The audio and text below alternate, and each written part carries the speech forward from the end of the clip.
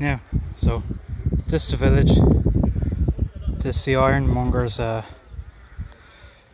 shed up over all these branches. I've already taken away a lot of them.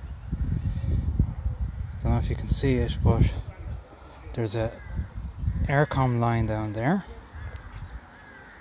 just running along there, and we've ripped all these branches off this tree, deflecting them away.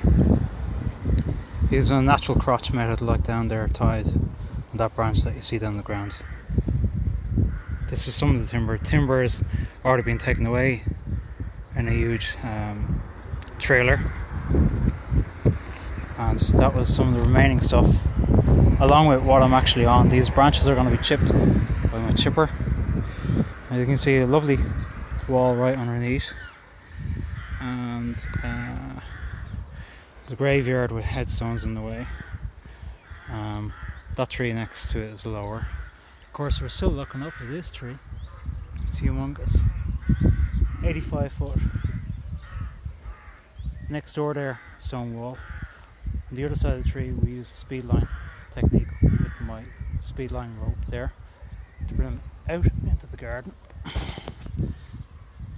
At about that point on the grass where my fingertip is now at the moment, so they're brought all the way away from any possible damage on the wall down below. The wall is fine though.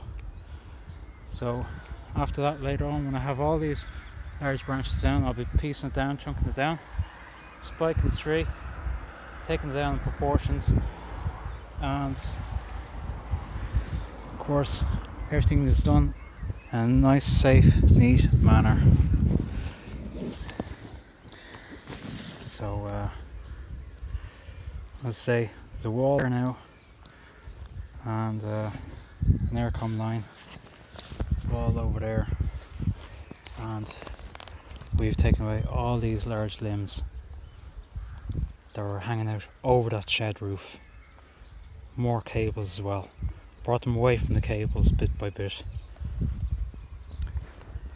As you can see, there was quite a few.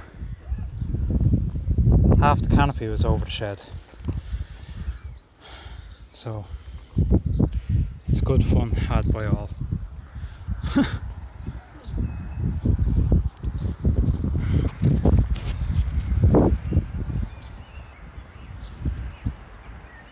And the crow's nests are inactive.